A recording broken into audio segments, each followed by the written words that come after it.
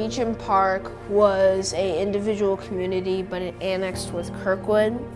And Meacham Park was bought by a white man, and it was sold to other black people. And it's so kind of interesting at that part because the man, Mr. Meacham, he wanted to help other African Americans, so the community was automatically built off of, you know, kind of like community, friendship, and white and blacks live together kind of in harmony.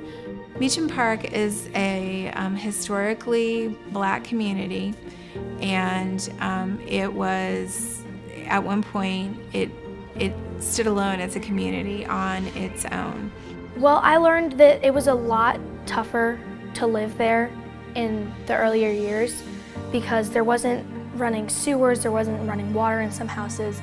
Some people had it rougher than others, but I just know now that I need to really take into perspective what people have gone through and what their community has gone through as a whole, and how I need to keep that in perspective whenever I look in Meacham Park. From what I've learned, it seems like it was pretty friendly, like family friendly, but it seems like they were treated unfairly by the stories I've heard, and it seems like just by how the town was viewed and how it was made out to be, it's got a bad reputation. But it's a lot better and a lot more family friendly and caring than a lot of people think. The community is still like this, they still have a lot of connections and things like that, but when it annexed with Kirkwood kind of took away some of those things, and this project is almost like giving back. Well, what we did in our journalism class, like our assignment, we were gonna go deeper into the facts of Meacham Park because we kind of just knew that Meacham Park was in Kirkwood and it was an all-black community. That's kind of all our class knew about in the beginning. But we were assigned to go a little bit deeper into the fact and start interviewing people and talking about their stories because we knew that there was just more than it's an all-black community in Kirkwood.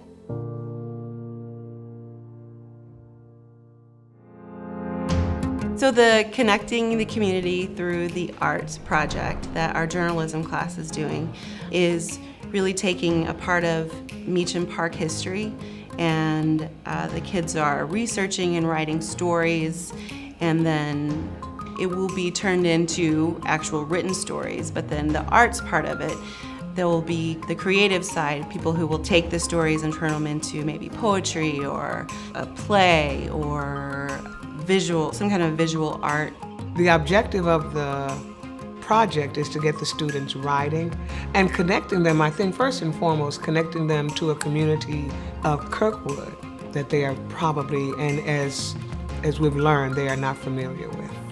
And in the process, what they've done is they created interview questions.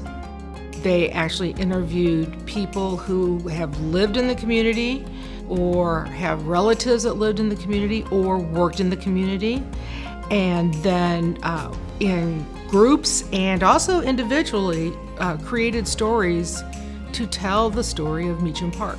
We really felt like a 7th grade journalism class, or any journalism class for that matter, it was the perfect setup for this type of project because it involves a process of interviewing, which is a skill that we're working on with our students, and then the process of pulling out the important pieces of information and telling a story. The Connecting Community Through the Arts program essentially is a way for discovering your community and then telling the story using a variety of forms of art. So not only are our students here at NIFER learning more about their community at large, they'll then get the opportunity to see their work put to life through stage play or some sort of poetry or visual art.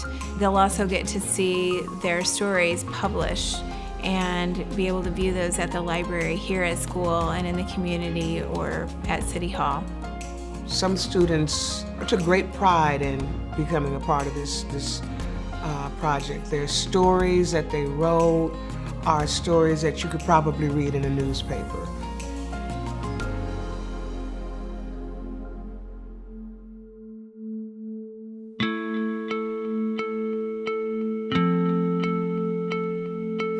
Did you ever celebrate with your students Like every time you did like a performance or something that went really well, did you ever like take them out to ice cream or something? Yes, I did.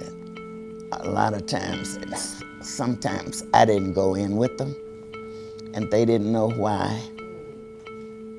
But the hotels and restaurants wouldn't serve me.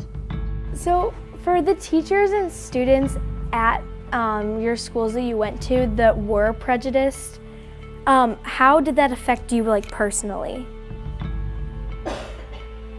Do you have any personal stories that you would As a child, when you didn't understand, even though your parents tried to explain it, but you were you had to do it in order to not be labeled as a troublemaker. The students interviewed a variety of people that are some way, somehow associated with Meacham Park. We've interviewed Kirkwood High School students, try to get a perspective on what it's like nowadays, and we've interviewed older people who lived in Meacham Park, and some of them still do live in Meacham Park, just to get a view of what it was like then and what it's like now. Do they have any more shotgun houses in the neighborhood that are still standing? At this point, there are a few, maybe 3 at the most. What's your favorite tradition you ever had at Meacham Park? My favorite tradition in Meacham Park? My favorite tradition in Meacham Park, and it's probably not exclusive to Meacham Park, but cork ball. Did you go to school at Turner whenever you I were? went to Turner to the 9th grade. Is there any knowledge that you know of the motorcycle club and what it was and how it worked? Do you think after your teacher gave you those clothes, do you think it changed your point of view of things? You put books in and you take books out and you bring back, and the kids just love it. We used to have in the month of May, we'd have a May Day celebration. I never worried about safety in Meacham Park. When I grew up, Meacham Park was just a family place. I think the students connected most with the fact that they were able to hear and see history and then write about it. Probably the interview that stuck with me the most out of all of them was the one with Jonetta Haley, because she showed that even though she hit all these obstacles, she still pushed through it and still accomplished so much. You have an opportunity now to do much more than I have done. I don't really think that any of our students had direct experience of being in Meacham Park. They know students that live there, but had never really spent time in the community of Meacham Park.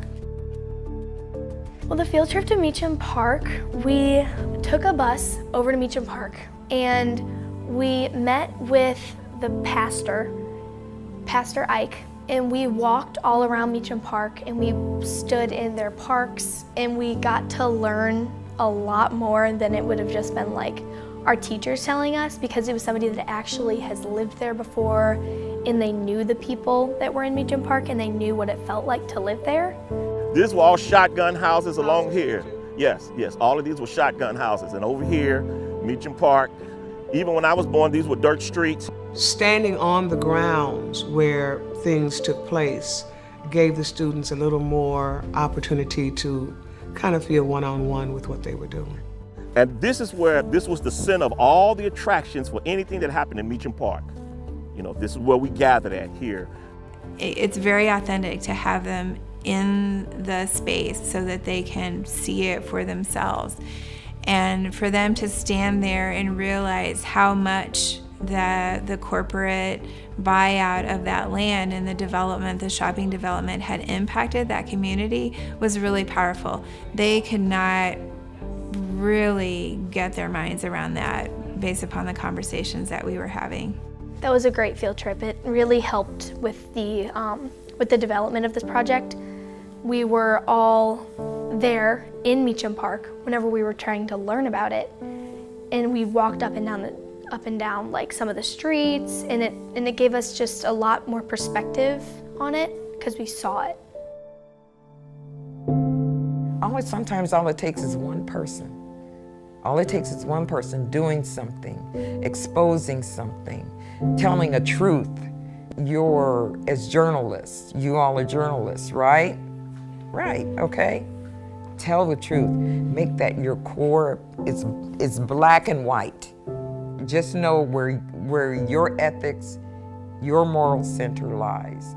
What you will accept and what you will not accept. And then go forward from there. I think this project made me look at the world a lot differently than I used to. And if you think something's bad or some person or some place is bad, it's better to go there and see it for yourself other than have somebody else tell you about it. So I think this project has made me look at the world in a whole new perspective.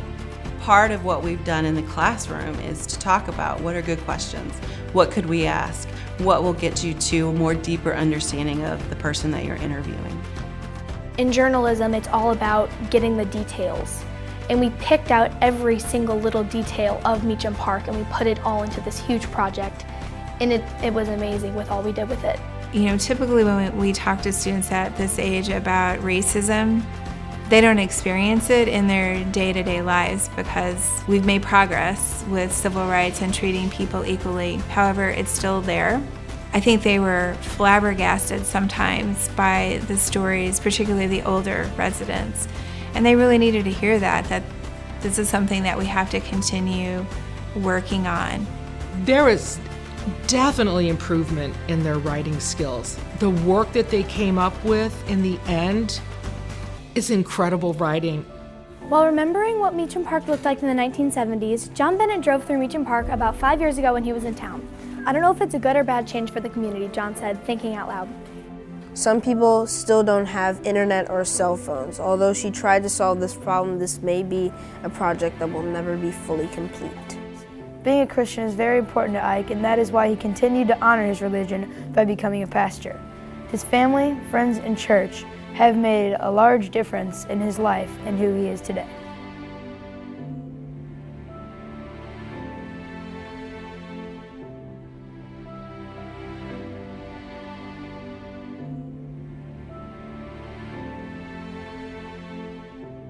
The final product is going to be incredibly amazing. Local artists are going to take these stories and create plays, poetry, just to sort of exemplify the feelings from these stories that the kids have gotten. I am very excited to see our stories turn into art because we worked so hard on these and it's going to be put into so much more life whenever they're made into art. It's going to be awesome. It's just going to be super cool to see like all the stuff that we wrote turned into like a big picture. It's very exciting. It tells the story. It celebrates, but it also all came from the work that these students did. So thank you for your hard work, and thank you very much for being here this morning to be part of this celebration.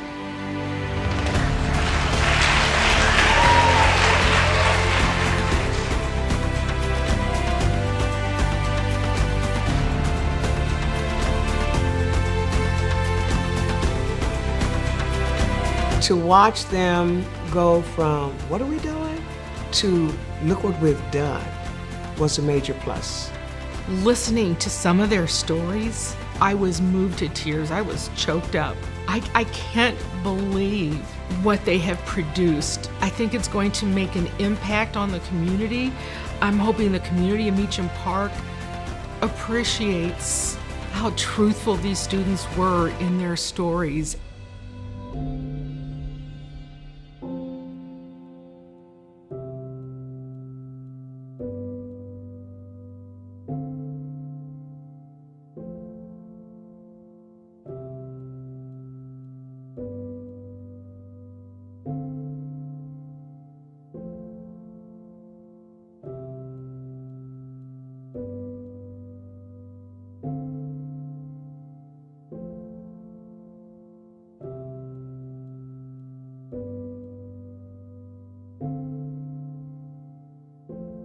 Whenever I come to this class, I think that what I'm going to be doing today is I'm going to be looking over stories, editing, revising, interviewing, and learning about just how to be personal and how to take into perspective that these stories, they mean something to somebody because we're doing human interest.